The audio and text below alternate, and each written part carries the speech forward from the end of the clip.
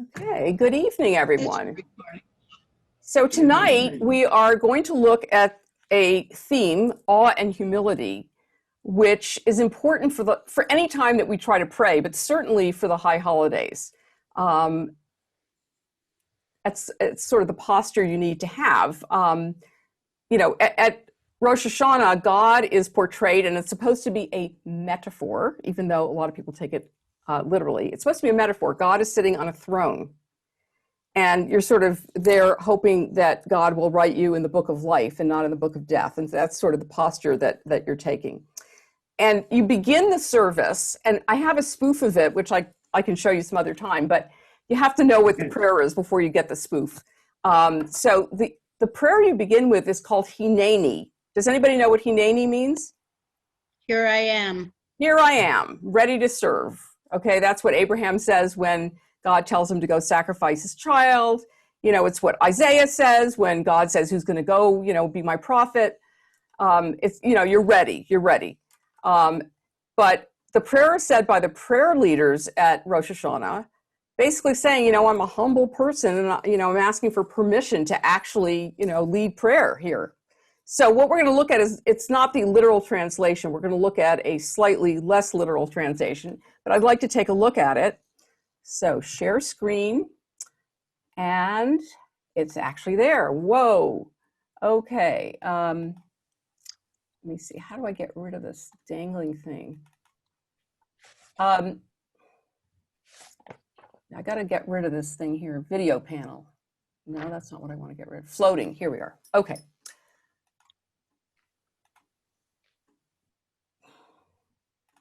All right, here we go. So we start with, if this is for individual reflection in the Machzor, in our prayer book, because it's an alternative to the more literal translation. But here I am, one soul within this prayer community. Like those around me, I bring my own concerns and yearnings to this place, hoping they will find expression in the time-hallowed words of my people and in the traditions cherished by generations before me. May I bring the best of my energies to these holy days, approaching this spiritual work with open heart and mind, sincerity, and sustained focus on the deep question of the season. Who am I? How shall I live? Where have I fallen short or failed? This night I take up the challenge of the days of awe, Cheshbon HaNefesh, a searching examination of my life, a moral inventory of my deeds, words, and thoughts. This night I take up the challenge of the days of awe, Cheshbon HaNefesh, a searching examination of my life, a moral inventory of my deeds, words, and thoughts. During the next 10 days, let me face the truth about myself and listen to your still small voice, taking comfort in your promise that I'm always free to change, released from staleness and routine. Let me know the joy of beginning again. Now, I use that because the one that is the more traditional one is something that we will share during the actual service. But the one that we share during the actual service is a little tougher than that one. It's much more about how I'm a sinner and I need to get permission among all these sinners to lead this congregation. This one is a little more introspective, a little more gentle, But I want to ask you, so here, this is the prayer the leader is supposed to say. And it's sort of the posture that we all need to sort of take as we approach the days of awe. What do you think the right posture is for praying? What do we need to do to really be in a place to pray?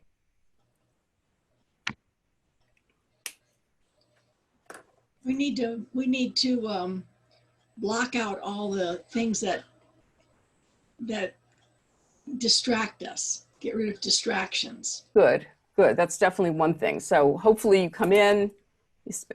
There's some Hasidic rabbis who would spend more time preparing to pray than to actually pray, to get in the right frame of mind. But yes, definitely get away from the distractions. Come in, take a moment.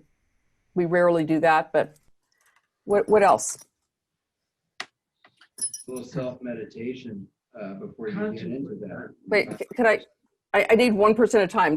Avi, were you speaking? Yeah, do you want to say? Oh, I just said a little self-meditation before going into that prayer mode. Yes, and what does meditation do? I think it's a calming Okay, it's calm calming. yourself down and get yourself away from all the, as you said, the distractions around you so that you can concentrate better. Okay, great. And Jason, did you have something? Well, it occurs to me that, when you're in a sanctuary, you're not seeing everyone's face the way you do on here. And I'm just kind of thinking about how, if you talk about distractions, if you're trying to do a prayer service and you're looking at 20 people's faces and all the activities and the cats walking by in the background, that is pretty distracting. And I think Good point. this creates a different type of challenge in actual readiness that we have to recognize in advance, that you might just have to close your eyes. You might just have to turn off the visual for a few minutes if you want to get into that space. Because I find that, at least, even though I know in temple I'm surrounded by people, I'm not looking at them. That's a good point. specifically. See, of course, I'm always looking at everybody, so it's not that different for me, but I hadn't even thought about how you guys now get to see everybody too, and that could really be distracting. A good point. I was also struck, the text that you shared there has a remarkable similarity to the fourth step in 12-step programs, where they almost use the exact same words of searching and fearless moral inventory.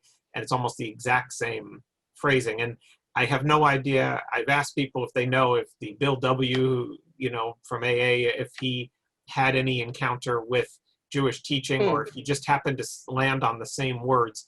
But I've talked to people who have done both things and find that, Jewish study and step work go hand in hand. If you know both of them, they complement each other. Interesting. I think he was Christian, so I'm not sure that, but maybe he encountered some Jewish people. Well, I'm sure he wasn't alone. I'm sure he got feedback from people. Who knows? True.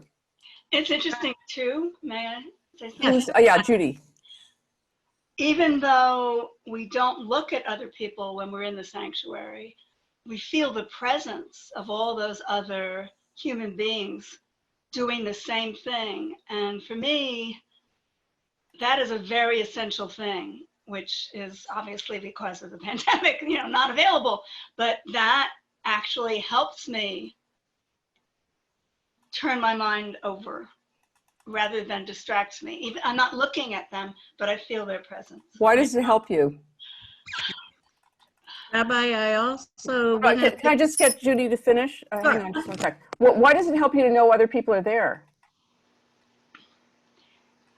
It's hard to explain. I think it's a feeling that the moment is dedicated because there's this community or communal feeling of everyone taking up time from their everyday lives to focus on something else. And I don't know how much I'm intellectually influenced, because I know I am, by Durkheim and his thinking on religion, but I actually feel that when I'm in the sanctuary. It matters to me. And of course, Judaism is a communal religion. There are many prayers you cannot even say unless there are at least 10 people present. Yeah. But Jane? reacting to Judy, I always feel safe in the synagogue because I'm with people doing the same thing. I'm part of this community, and she's right. It's something that you really can't put a finger on, but I do feel this inclusiveness with that I am part of a community, and that is very, very important to me. Great. But I want to show you. I want to show you the traditional prayer because I think you will see that it's a little different from the one we just read, and then that sort of leads me to another posture that I think is important for prayer. Let me just. Oops. Okay, slideshow. Here we are. Okay, so you see how different this is. This is the traditional one. Here I am, so poor in deeds. I tremble in fear, overwhelmed and apprehensive before you to whom Israel sings praise. Although unworthy, I rise to pray and seek favor for your people Israel, for they have entrusted me with this task. Therefore, God of Abraham, Isaac, and Jacob, God of Sarah, Rebekah, Rachel, and Leah, Adonai, Adonai, merciful, gracious God who inspires awe. I pray to you for success on my path. I pray for myself and my community. Do not hold them responsible for my wrongs and offenses.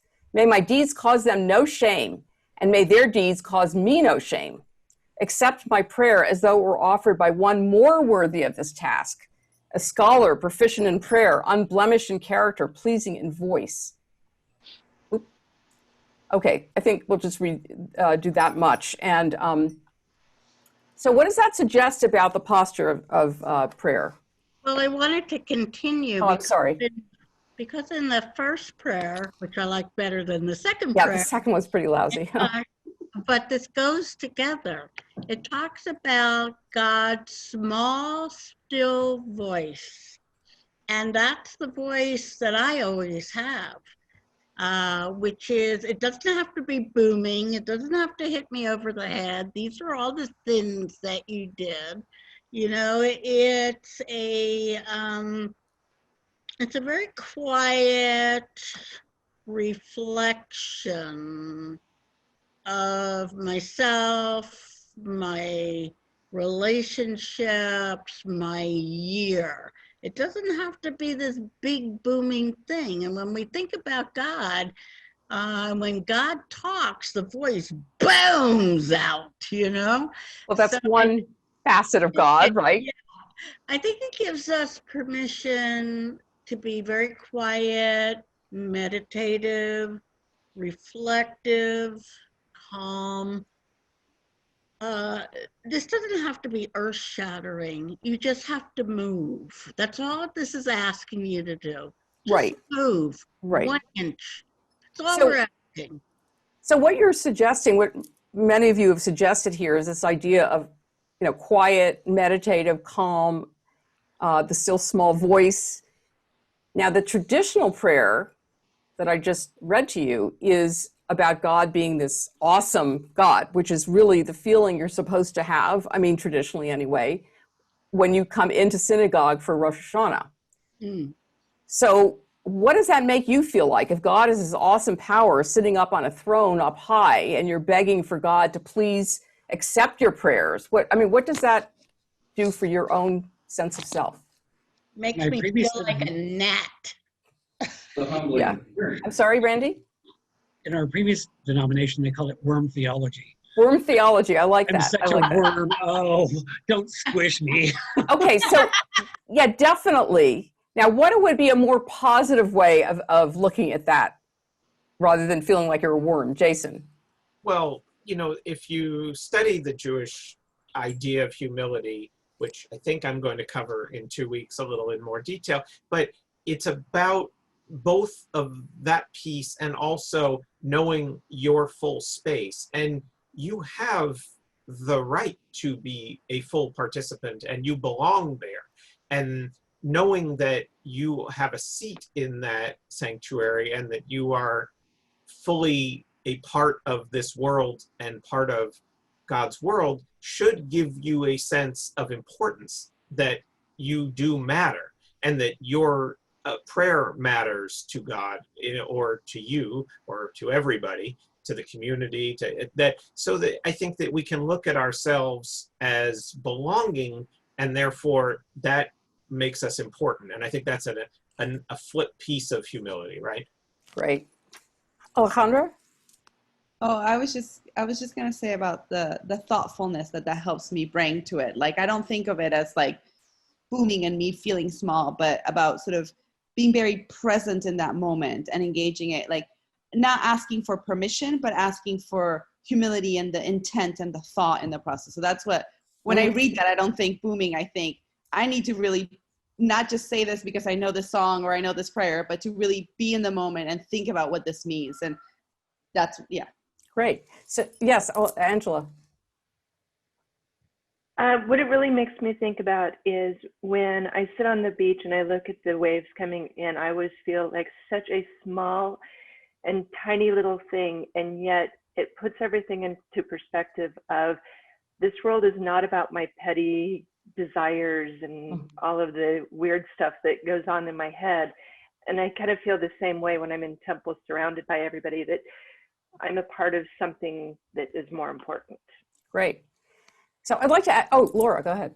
I was just, I've been struck by the other remarks having to do with this feeling of community, and you're saying so many prayers require 10 people.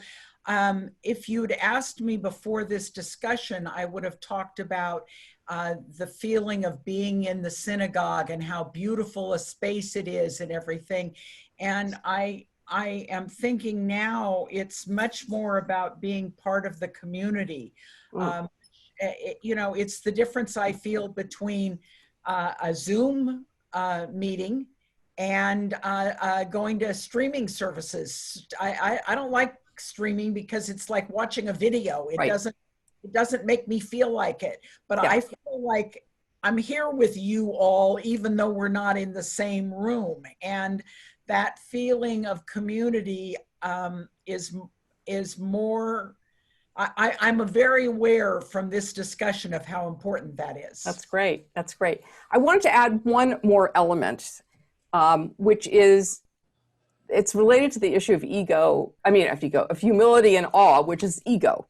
In other words, in order to really connect to God, in order to really pray, in some ways, you really have to kind of get your ego out of the way.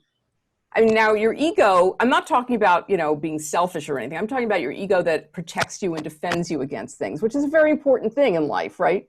But if you really want to pray and connect to God or connect to the divine, you have to let those defenses down a bit, right? And so you have to really be open. You have to open your heart. Sometimes that requires going through some pain. But it's really difficult if you're all sort of defended and, you know, in your regular mode of being, which is why I think taking a moment and meditating and all of that is so important.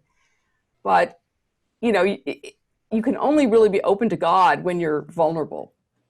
And, you know, there's the story about Jacob who, you know, runs away from his home because his brother wants to kill him. And he, you know, lies down. He has the dream about the ladder, and he wakes up and he says, God was in this place and I did not know. And Rabbi Larry Kushner picks up on the fact that there are two I's in there.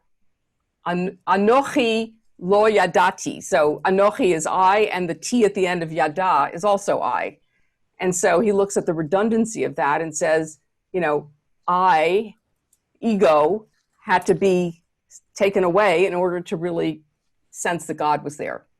So to me, the awe and humility is not so much about making you feel like a worm, but about kind of being more vulnerable and realizing the, you know, vastness of what's out there, as Angela mentioned.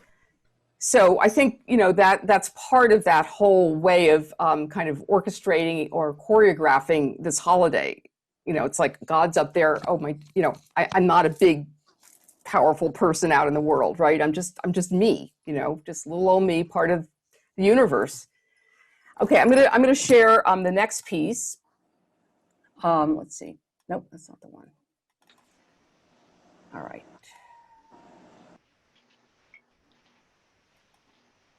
Okay, this is for the Kavanah. Kavanah meaning intention when you are getting ready to pray. So, Israel, prepare to meet your God. The moment is here, but I am unprepared. How does one get ready to meet what may not exist? Because what is God? I mean, it's not something concrete that we can even articulate. The pious ones of old would wait an hour before praying to focus their thoughts on the Holy One. Technicians of the sacred, the sages had their own proven methods. Rava would take off his fine outer cloak, clasp his hands over his heart, and pray like a servant before his master. Said one sage, look toward the earth during prayer, but direct your heart to heaven. I can position my eyes and my hands. Where is my heart tonight? One should pray the standing prayer only with a sense of reverence and awe. You know, when you do the standing prayer, which is the Amidah, the Tefillah, if you are more traditional, you'll take 3 steps back because you're supposed to be before a king. And, you know, that's what you do when you're in front of a king. You take some steps back. Remove trivial matters from your thoughts. Approach God with a clean and open mind. Like Sandy said, you want to get rid of all the stuff from your daily life. Oops. And the Hasidim teach, think not of your own needs and requests. Focus on the pain of God who suffers in this troubled world. If you can't find the faith, then doubt is your gift. And if you can't find the words, offer your silence instead. For so it is written, silence is praise to you.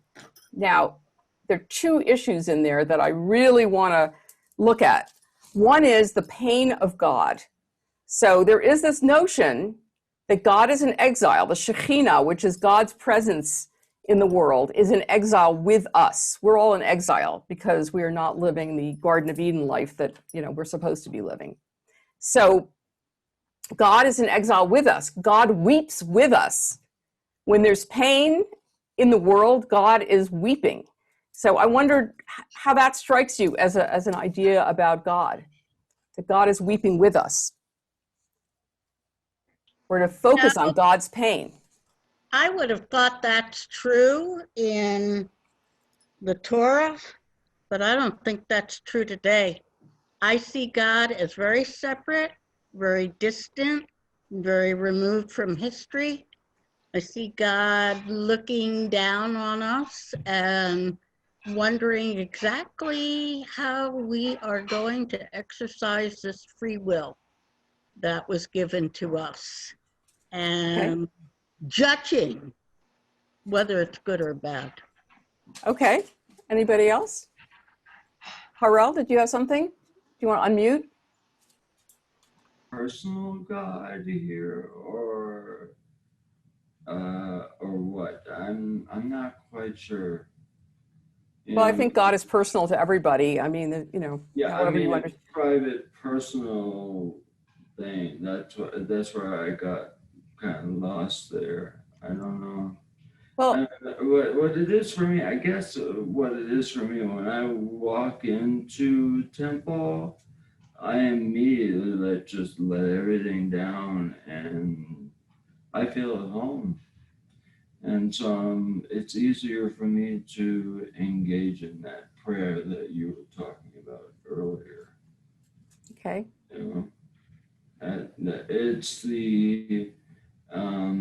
It's the people around us, it's the people around me, it's the people around, that took the time to be there, and that's important to me. Okay. So, and that's what helps me let down all the stuff that we all have to go through every day, and center myself, contemplate a little bit, and be able to, focus on the things that we were discussing tonight. Great. So does anybody relate to thinking about God's pain? Yes. Not really. No? Does it help to know that God's in pain with you? That it's, I don't think it actually helps. So, and I might think of it differently, but I think Excuse because me one when moment. I think Sorry. of it being, God everywhere and God being everything, and when I'm at the ocean, or if I'm up in the mountains, or wherever I'm at, if I have, when I come into temple, when I come into a place where we've all come together, I feel this collective sense of wanting to be part of this bigger, broader community and being there for each other. But I don't really, and I see that as being also a reflection of what God has created, but I don't view it as this overall heaviness of God, nor feeling that necessarily that connection. I see it much more from a community basis, in the fact that God, in creating everything, has created all of us, and we've all come together to go ahead and be together and to reflect and to have this time that we take away from the regular time that goes on, and have that moment, have that, whatever that moment might be. And for some people, it might be a fleeting moment. Sometime during Rosh Hashanah, sometime during Yom Kippur, it might be a fleeting moment that somebody really opens up, and maybe it's when they're in temple, maybe it's when they come in, maybe it's during one of the meditations. But I think that it's as we have those experiences, as we have those opportunities, that really makes it. I don't see it from a God sense. Okay, then the other question is, it says if you are doubting, like your faith is not, secure in some way, then doubt is a gift. So how is doubt a gift in the middle of praying, in the middle of being in a synagogue? because you open up and you engage. You're thinking. You're not just sitting there like some kind of zombie. You're actually Okay. thinking about what's going on. Okay. It's interesting. I had a friend who, a colleague who's a rabbi. Actually, some of you know her because she was on our trip to Israel, the second trip. I don't know, was anybody on the second trip with us? Anyway, she said to me that prayer is a time to praise God and study is a time to question God. But, you know, I do think it's hard to pray if you're doubting, but, you know, the suggestion here is that the doubt is, you know, they're different things. Sometimes you don't, you know, you don't feel it, right? I'm sitting in synagogue, I feel nothing. I don't feel any connection to the divine.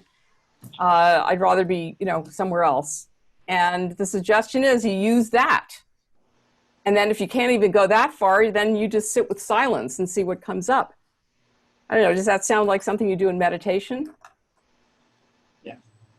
I mean, when I was learning meditation from the Institute for Jewish Spirituality, I mean, they did not tell you, you know, smush the doubts out of your head. Just let them kind of float through and let them pass and, you know, go ahead, Jason. Well, you know, what you were just talking about in terms of the doubt reminded me of the experience I had as a teenager. I used to go with my grandparents and sit in the giant Sheraton Universal ballroom where their temple had services, and nobody made any attempt to give us any sense that there were any other ways to relate to these prayers. There was no attempt to give us any alternative reading. There was nothing except, you know, these, you know, impressively robed people up on the bima, you know, chanting away these prayers, and you either got it or you didn't. And I would sit there and I'd read this stuff and I'd say, I don't find anything here that I relate to. And then, you know, one day I said to my grandparents when they asked, do you want a ticket this year to High Holidays? I said, you know, no, I just didn't. And I didn't go back into a temple for 12 years, I think. Who knows, right? Very typical. You know, except, well, no, freshman year in college, I let some people drag me to Hillel. I didn't want to look like too bad of a Jew. But the point is, you know, we aren't necessarily, you know, naturally going to have this ability to express these doubts unless somebody gives us permission in a Jewish context. And it's just very good to have this in there because it says this is okay. You know, you can find your place in it. And I'm just glad that our tradition, you know, shifted this in this prayer book to giving people that opening to have these alternatives. And, you know, if you're there, that's a huge step, right? You showed up. Now let's give you a way to access this and make it meaningful. Right, right. And that's why I think this particular prayer book go ahead and has... close it. I figured like you wouldn't want this I'm air from the air quality. Wait, who's talking? I can't follow. Who's talking? Nobody. Okay. No, it's hard, you know, I don't always know where the sound is coming from. I think that, you know, the reason that this particular prayer book and the prayer book we have for Shabbat, which is not as good in my view, has a lot of alternative readings to give you other perspectives because, you know, prayer uses metaphor. It's poetry. It's supposed to, and the thing about the Reform movement until, you know, recently is if they couldn't, you know, reasonably say this prayer makes sense to me, they tossed it out or they rewrote it, you know, and now they brought stuff back in because, hey, guess what? It's a metaphor. You know, God's not really a guy sitting up there on a throne. Although I guess there are people who really believe that, but, you know, that's, you know, there's so many different ways of understanding God, of understanding the divine, of understanding what these prayers are about. The Hebrew in some cases is very meditative. There's a lot, you know, like with the Kaddish, Yik Gadal, the Yik Gadash, and, you know, it's all those hit pa'els.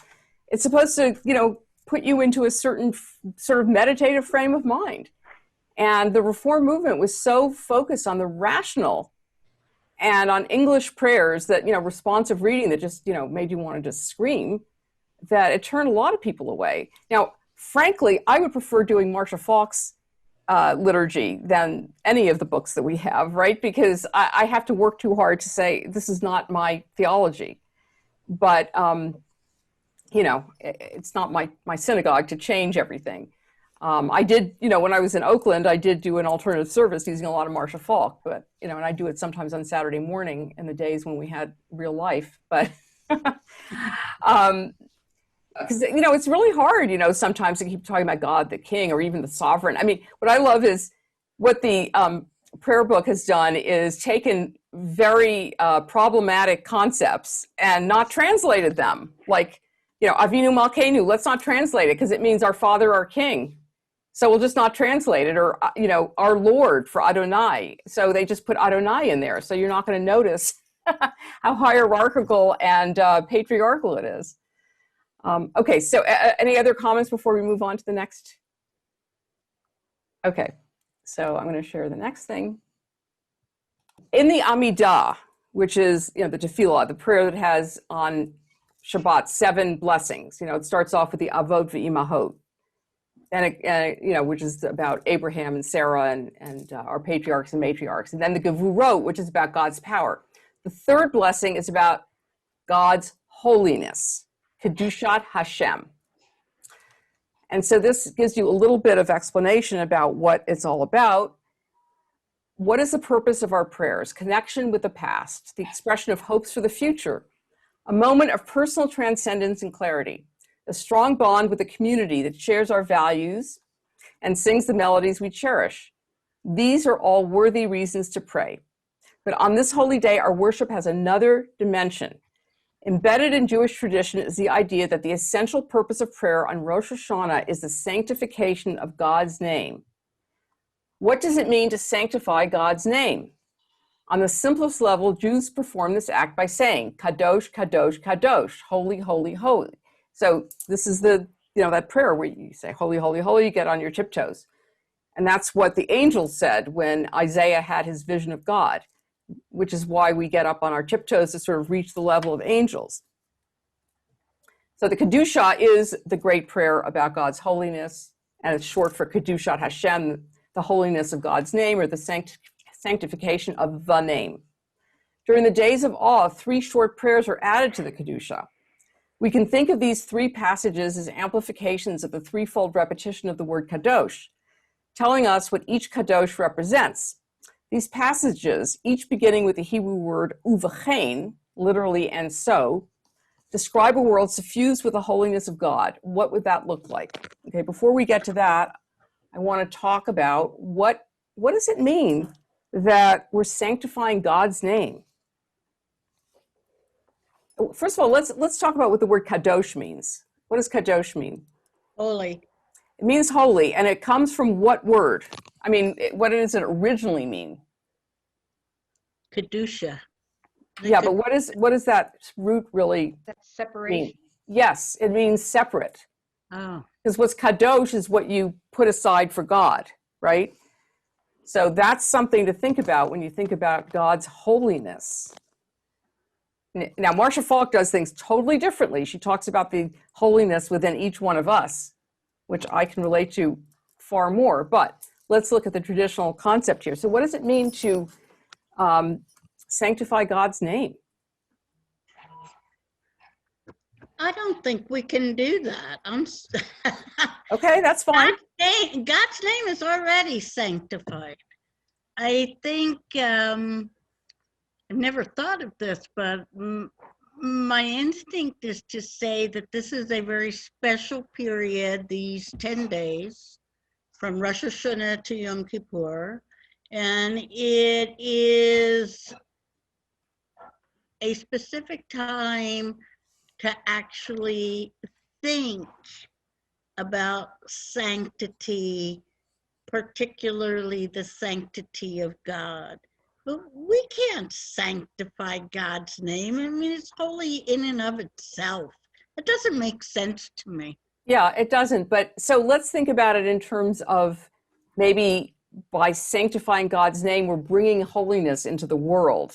Okay, what does that mean? What does it mean to bring holiness into the world? We're going to look at what it means in our Machzor in a couple minutes, but what does it mean that we're bringing holiness into the world? Judy, go ahead. I have a feeling that saying the sanctification of God's name is almost it's almost impossible to put content into that. I think the idea of sanctification has to do with the separation between the holy and everything else. And I think most religions have this. It's the idea that there's the world or the profane or whatever is not holy, and then this special being, place, moment in time, all of those things, if it's a holiday, that are separate from everything else. And Okay. I think that's what it's all about. And whether that separateness means you put yourself in a different place from what you normally are, or you go to a different place from where you normally are, I mean, that's up to each of us. But- Okay. And when I think of holy, I don't necessarily think of something that's moral. So I think it's a matter of putting God above all those things, because there's so many things that God wants us to do that don't necessarily deal with morality. Interesting. Interesting. I have What does one it other mean to bring question. God's? One other question about the prayers themselves. If you're in temple on a regular basis on Fridays, how is this? I mean, you have to go through a certain change to be or transition to be ready for the Sabbath. Yeah, How is absolutely. it that much different than It's not that, I matter, mean, why is this service different from all other services? so actually the Kedusha where we get on our tiptoes is in the morning as opposed to the evening. So we don't do that very often since we mainly have Friday night services. And Friday night, the Kedusha is a shortened version. And actually the big Kedusha is one of those prayers you can't do unless you have a minyan. But the service on Shabbat is the same service as during the week, except there's some additions for Shabbat, and is the same service for the high holidays, but it has additions. So, for example, the Kedusha, which if, on Saturday morning, we would do a Kedusha that's very similar to the one we do for the high holidays. But on the high holidays, we add the Uvachain, which is what we're going to look at in a minute. So in other words, if we bring God's holiness into the world, here are the consequences. That's an addition. And the Unatana Tokef, who shall live and who shall die, is also an addition to the Kedusha for the high holidays. So you're basically taking, your basic service, and you're just adding things for holidays or for high holidays. And by the way, which day is the holiest of all? And you can tell by how many aliyot to the Torah there are on Yom Kippur, Rosh Hashanah, and Shabbat. Which one has the most? Yom Kippur. No? Actually, it has the least. Yom Kippur has 5. Shabbat has 7. Shabbat has 7. Rosh Hashanah has 6. We have 7 on Rosh Hashanah because this is one of these crazy things that happens. The first time that Carol Lee probably trained people was a long time ago, and it was probably Shabbat that year that Rosh Hashanah landed on Shabbat. So there were 7 aliyot, and that's what we've had ever since. And of course, this year it works because this year it is on Shabbat again. But technically, there should only be 6 for Rosh Hashanah. So actually, Shabbat is the holiest of all of those days. Interestingly, it comes in every week. But I think that, by the way, I just want to point out in the chat that Jason put in, Marcia Falk is doing a session on the high holidays, Wednesday, September 23rd from noon to 1, and you can register at the site, and I've registered for it. She wrote a book called... If anyone wants the full email, just send me your email in the chat, and I can forward it to you. I've already done it to 2 people, and might as well offer it to everybody. I ended up on her mailing list years ago, and so occasionally I get something like that. So she wrote this book called The Days Between that focus on the 10 days of all between Rosh Hashanah and Yom Kippur. So, because actually, as we said last time, the month of Elul, which we're in now, is leading up to the high holidays, and it's an important period. Then you have Slichot, by the way, on Saturday night, which is sort of the first celebration of the high holidays in a sense. And then you finally get to Rosh Hashanah, the 10 days of all, Yom Kippur, then you get to Sukkot and Simchat Torah, and that's, the high holidays last until Simchat Torah. So it's a long stretch. But anyway, the idea is somehow by recognizing God's holiness, we have an obligation to bring holiness into the world. And what does that look like? So let's look at what the Mahzor thinks it looks like. Okay, as we said, our recitation of the Kedusha on Rosh Hashanah is enhanced by concentrating each time we say Kadosh on a different way of bringing God's holiness into the world, through awe, through honor, and through righteousness. The message of these three passages is reinforced by the compelling climax of the evening Kedusha. The source of all might is exalted through justice, the God of holiness made holy through righteousness. Why, during this season, do we take time to understand the meaning of God's holiness? Because God's holiness is dependent on human beings who extend the reach of the divine into dark corners of the world by embracing awe, showing honor, and acting with righteousness. So in other words, the fact that we are recognizing God's holiness is not so much telling God, guess what, you're holy, you may not have known that before, but it's more understanding that our responsibility is to bring holiness into the world. Okay, so the first one, uvachein, means and so. It's through awe. So, and so, God, instill your awe in all you have made and fear of you in all you have created, so that all you have fashioned revere you, all you have created bow in recognition, and all be bound together, carrying out your will wholeheartedly. For we know that true sovereignty is yours. Power and strength are in your hands, and your name is to be revered beyond any of your creations. The second thing is through honor. I'm sorry, my wheel is difficult to manipulate. Okay, so through honor, uvachein. And so, God bestow your honor to your people, praise to those who revere you, hope to those who seek you, recognition to those who await you, joy to your land and gladness to your city. And may the light of David, your servant, dawn, and the lamp of the son of Jesse, your anointed, be kindled speedily in our day. By the way, this was not in our other earlier Mahzor. The whole idea of David and the Redeemer coming to our lives. And then through righteousness, uvachein. And so the righteous will see this and rejoice. The upright will be glad. The pious will celebrate with song. And evil will be silenced. And all wickedness will disappear like smoke when you remove the wicked tyranny from the earth. You can only hope so that will happen in November. Okay, let me see. You wouldn't be political, would you? I wouldn't be political, no. But luckily, I'm not telling you who to vote for. So, oh, Jason says he can hear the choir in his head singing this, and you can see Bob going out there. Okay, so why is awe necessary to pray and to act? What does that do for us? How does that help us bring holiness into the world? And why is it important to recognize God's sovereignty and God's holiness? And how do we bring honor to people? How is this whole thing connected to bring honor to people and to get rid of the wicked? We can do Yes.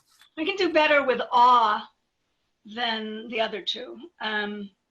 Awe means recognizing something like, let's call it the grandeur of the universe beyond yourself, the grandeur of what exists. I think that's something a lot of people feel, and that's important to a lot of people. It puts us in our place in a good way, and it can be associated with concern for what exists beyond ourselves. So I have no trouble with awe. I have a little trouble with the thing that was connected with awe in the passage, fear. I mean, I don't know what to do. Awe means, awe is kind of, yirah in fear. Yeah, yirah in Hebrew, which means awe, is also fear. So it's on the edge of being offensive. Yeah, I have trouble with fear. Yeah, but do you think if we, let's say, can bring this sense of awe into the world, that would get rid of wickedness and tyranny and those sorts of things? Do you think if certain people felt that awe and that reverence for God, that maybe they would behave differently? I think a feeling of awe about all creation, however we define that awe, would certainly make us feel that we're stewards rather than users. Yeah, we might have taken better care of the environment, right? We might have done a better job. I mean, you can really feel it now. If you haven't before now, you can feel it now. So yeah, I think I can connect those things. Definitely. I just want to stay away from the fear part. Yeah. Laura? It seems to me that we can't take on too much with trying to bring in awe and fear and all of those things, that we might not be able to change the world. What we might be able to do is to set examples and bring in those feelings to our children or to our grandchildren, in my case. I mean, I don't know I can make the government feel awe, but I might be able to make my granddaughter feel awe. And we can't accept responsibility for, we can work to do our part, but we can't accept responsibility for the world. Yeah, well, theoretically, first of all, as Jews, we're responsible for one another. Kol Yisrael Aravin Ze V'Ze. I think that's what is on that talit inside our ark. I shouldn't be having my back to the ark being open, but I'm sorry. Yeah, it's just a background. Yeah, some are guilty, all are responsible, right? We have a responsibility. It doesn't mean that we can take full responsibility, but we can't just go, well, I can't really help it, you know? I'm not saying to give up. I'm just saying, you know, we have a better shot. Well, I was going to ask, oh, sorry. Go ahead. I couldn't hear you for a minute. Okay, so I guess the question is, do we have this kind of power? I mean, this Uwe Chain is saying that we can somehow get rid of all this evil in the world, that human beings can do that. Is that really something we have the power to do? No. I don't agree with it at all. I love it. This is great. You know, I just, somebody's converting to Judaism, and I hear this all the time, that they ask too many questions. They're told to stop asking questions. This one person wrote that her mother slapped her, when she said something about, aren't there other religions? Aren't there other ways to believe? So I love the fact that we can just say, no, this doesn't work at all, right? I think the awe is very special. I mean, I think about most Shabbatons that I have participated in, and most of them are without any connection to the divine. It's simply a question of, being with my community, reading Torah, which I, enjoy the most out of the entire ceremony. But I think the awe that's being talked about here is reserved actually for this very special period in our calendar. And it's not so much that we reform the world as much, going back to our original discussion, what's the purpose of all this stuff? We're here to contemplate. We're here to meditate. We're here to take stock of. The rabbis say that if you save one life, you save the world.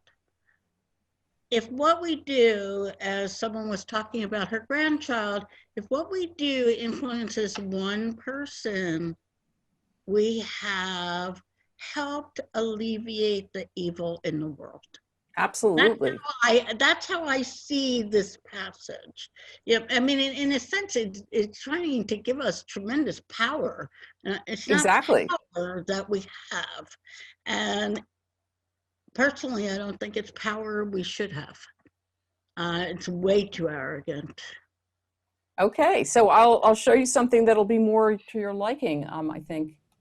This one you're going to love, okay? Because this is Ecclesiastes, just to give you another perspective on this. All this I have seen and applied my heart to every work that is done under the sun. There is a time in which one man has power over another to his own hurt. Death comes to all. And so I saw the wicked buried, who had come and gone from the place of holiness, and they were forgotten in the city where they had so done. This also is vanity, because the sentence against an evil work is not executed speedily. Therefore, the heart of the sons of men is fully set in them to do evil.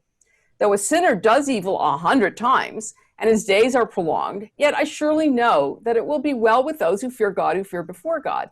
But it will not be well with the wicked, nor will he prolong his days, which are as a shadow, because he does not fear before God. There is a vanity which occurs on earth, that there are just men to whom it happens according to the work of the wicked. Again, there are wicked men to whom it happens according to the work of the righteous. I said that this is also vanity. So, sometimes people who fear God get their just deserts, and sometimes wicked people get their just deserts, but actually most of the time, that's not how it goes. And so, this is interesting as a contrast to what the Uwe Chain was suggesting, that we have the power to get rid of evil. And, Ecclesiastes is saying, it's all vanity, Somebody stuck something at the end of the book saying, fear God and do all the mitzvot, but that is not Ecclesiastes. Yes, Sandy? It's kind of the opposite of the book, Why Do Bad Things Happen to Good People? This is like, why don't bad things happen to bad people?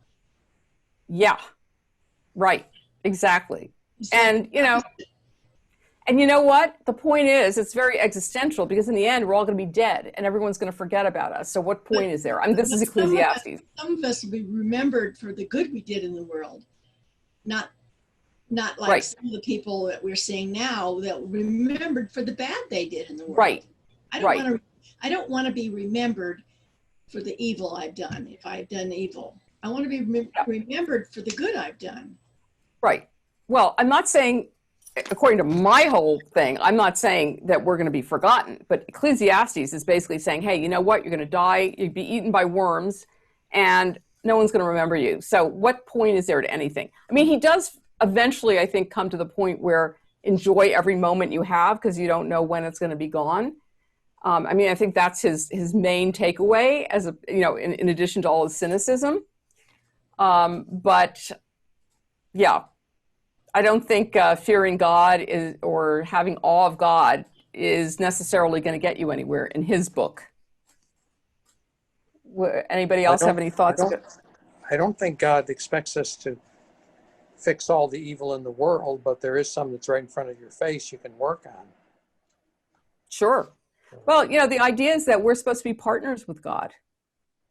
And, creation is not perfect. We're supposed to help perfect it to the extent that we can. Interestingly, in the Torah, it'll say, there should be no more poor people, but there always will be poor people. Both of those statements are in there. So, you're supposed to try to get rid of evil. On the other hand, it's a pretty tough thing. Yeah, Jason. Well, I've heard it said that if this is the only life, there is a reward that comes from trying to do your best in it, in that you have that feeling in yourself that you have tried to make the world a better place, starting with yourself. And if it also turns out that there is something beyond this world that gains you any merit from doing so, that's also to your benefit. So it should be to your benefit, whatever you believe, to try.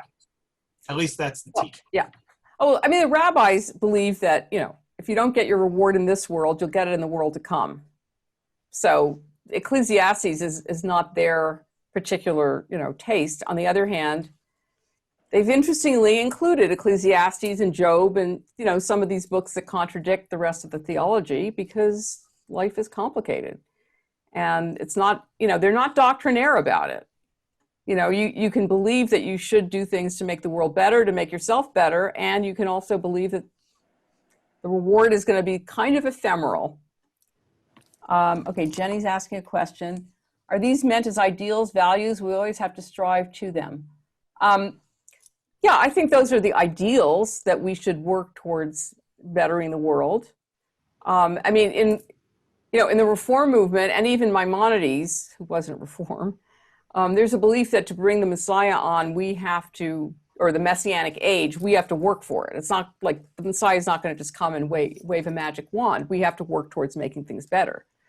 And yeah, we're supposed to build towards the ideal, but it's sort of like those parallel lines that never meet, or that parabolic thing. Hopefully one day they will meet, but I don't know. I don't have an answer. It seems in our world, it seems to me, there's a question, if you make your heart better in some way, what does that change? I mean, the way to change things in our world is really political. And do the scriptures deal with political change, do you think? Well, they do to the extent that you have prophets who speak truth to power, power being the king, the king being the guy in charge of the government. It doesn't often go too well for the prophet. Jeremiah gets tossed in jail. They get exiled. And interestingly, the kings that are the most pious and the most fearing God are the ones who screw up politically. So I don't know what that says, because Ahab, who's married to Jezebel, is from the dynasty of Omri, and that dynasty in northern Israel was a very long-lasting dynasty and a very successful one politically and economically, and of course is criticized in the Bible because Jezebel has influenced her husband to bring in, other gods. And yet Hezekiah, for example, who is, much more pious and cleans up the cult and everything, goes out and tries to fight against the Egyptians and gets killed. Mm. So I'm not sure what lesson we get from that. Yeah. It's disconcerting, Rabbi, that on our own we strive toward worthiness, I guess, because when I compare it to a minyan requiring 10, my seminary has recently begun a morning minyan, and there's someone who recently lost a family member, and in order to have the minyan, they're pleading for people to attend. So 8 or 9 people aren't worthy enough, but if there are 10, then their prayers can be deemed acceptable, appropriate. I just struggle with the qualitative, not the quantitative, I'm sorry. If our prayers are not good enough, unless there are 10, then what is the rationale for bothering? And so I haven't attended the minyan in part because they use the Koran, which is a very, very conservative, traditional, service. But aside from that, I really struggle with the essence of what does my spirituality matter in the overall theme of things, or scheme of things, as a Reformed Jew. I mean, I don't have a problem with that, but why can't I, as a Reformed Jew, gather with, say, 7 who, that's all that show up on our Friday night, and yes, we can count the Torah scrolls, and it's the mere fact that those souls have come together because they need to say the Mourner's Kaddish, and 10 bodies aren't necessary in order to make that a holy and sanctified moment. Well, in the Reform movement, 7 people can come together and do it. Okay, it's in the other movements that it's not Well, okay. Exactly. Yeah, I And mentioned yeah, so the idea of 10 is that it's supposed to be community, and there's certain prayers that, you know, you have to have a community to say, and I agree with you, it's a strange concept, but let's think about why 10, and what does it mean to have a minion, just beyond the prayer issue, because that's definitely problematic. I agree with you. I mean, my feeling is, and I've said this to people, if you're in mourning, for example, and you want to do a Shiva, and it's 2 weeks after the funeral, I'm fine with that, because I think the rituals are there to help you, not there for you to, you know, adhere to the strictures of the mitzvah. So, you know, I feel like definitely, you know, breaking all those rules. Okay, but let's just talk for a second about why is there this concept of a minion, and it comes from Sodom and Gomorrah, right? From when God was going to destroy Sodom and Gomorrah, and Abraham says, but what if they're 50 righteous people? What if they're 40, 30? What if they're 10? And then God does destroy Sodom and Gomorrah, which could mean a number of things, but I think one of the ways it can be interpreted is that there weren't 10 righteous people. Why 10? What does that represent? Again, sort of metaphorically, it's not, you know, based on real things, but. Is it a mystical number? I don't think it is. Yeah, Lynn. You're muted. I don't know about the myself, but I was thinking that it sort of represents like a critical mass for a community to be righteous. You need a certain number of fellow travelers, you know, to. Right. Righteous. I think so, absolutely. I think that if you don't have, it's not 10, you know, but if you don't have a critical mass of people who are righteous, you have a very rotten community. Okay. Now, I don't know that 10 people represents 10 righteous people for a minion per se. And of course, if you're in the Orthodox world, it has to be 10 men. And just a parenthesis is that I led a funeral, and one of the children of the person who had died was Orthodox. And when it came time to say the Kaddish, they went and found men and didn't count me. So, you know, that was kind of annoying. But I guess everyone's entitled to. What's that? The student from my seminary that totally embarrasses me to no end was the person that did that. Oh, yes. Really? Uh-huh. Oh, we'll have to talk later. Okay. Anyway, all right. So, you know, it's getting, you know, late, and so I don't want to share all my slides, but I do want to share my last couple of slides because I think they're interesting. So if I can get to them here. Well, there's this famous saying,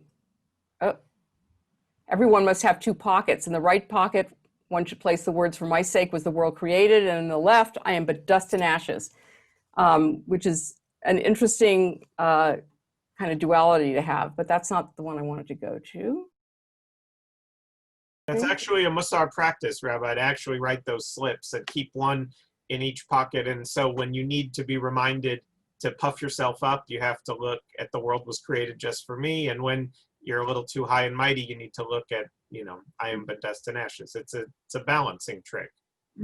Yeah, well, it is balanced. You know, this is the, you know, humility and awe, and yet, you know, you don't want to be too humble, because then if you're too humble, what happens? You end up being a doormat. Okay, this is what I wanted to look at. Once we stop acting like God, we might allow God's presence to be more active in our lives. Belief in God is difficult for many of us, but it's impossible if we consider ourselves the highest power in the universe. Being humble enough to consider that there may be something greater than we are is a first step toward faith. And if we believe that there could be a power greater than we are, we might turn to that power for strength, comfort, guidance, and love when we're facing moments of our own helplessness. As the psalmist says, God is our refuge, and strong. Sorry. I'm sorry, this dial here is very sensitive. Okay, as the psalmist says, God is our refuge and stronghold, a help in trouble very near. Therefore, we are not afraid, though the earth reels, though mountains topple into the sea. Or more famously, Yea, though I walk through the valley of the shadow of death, I will fear no evil, for thou art with me, thy rod and thy staff, they comfort me. Not being God allows us to experience what a relationship with the real God might be like.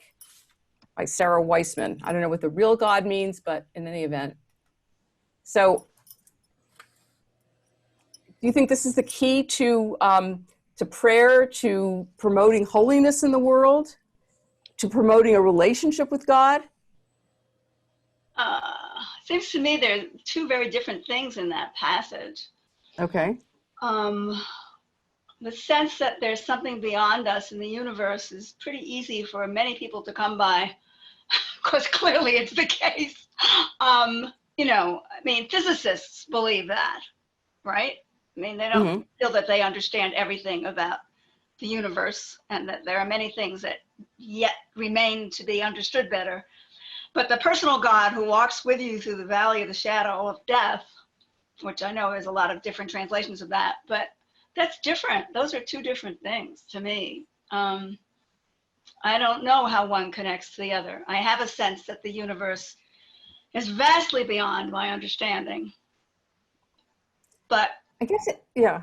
Is that a beneficent thing out there? Or is that something I can call on in moments of darkness? I don't know. I don't know. Well, it makes me think of the bonfire of the vanities. You know, the guys who think that they are masters of the universe. I think that it's kind of responding to that kind of attitude that, like, I am in charge and I can make anything happen and I have power and I want more power.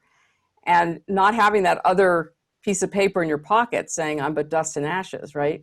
Yeah. It's trying to balance that, because if you feel like you're so powerful, there's nothing beyond you, then you're going to be arrogant and do all kinds of awful things.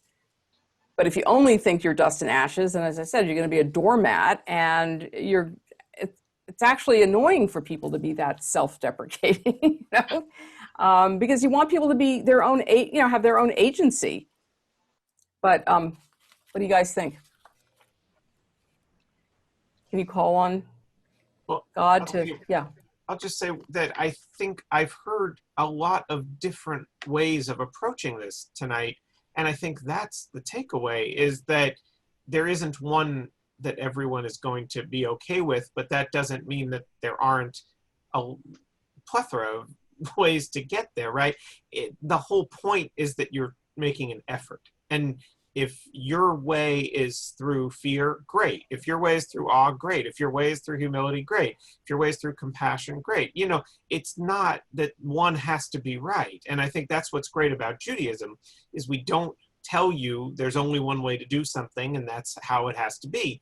We have this freedom to have this conversation and to explore these things and to change. I did not talk this way last year or 2 years ago or 3 years ago, because I was a different person at each of those stages. And I will have a different concept of God next year. That is just growth. And that's what I think is wonderful, is that you could have an amazing Yirah moment between now and next year that will completely revolutionize the way you walk into your Elul prayer, or not. And that's okay too, because it just means you're there. And that's what I just think is, if I hadn't been born to this, I would have gravitated to it, because this is what appeals so correct, right? We should be able to ask questions and explore and grow. And I'm just grateful that you're opening these avenues for people to see different ways to go at it and not feel that they have to have one. You know, there are a lot of images for God in the Torah itself. I mean, forget all the many hundreds of years afterwards of, you know, rabbis coming up with different theological ideas. You know, God comes in many different guises. Sometimes God's a warrior, sometimes God's a mother. You know, there are so many different images.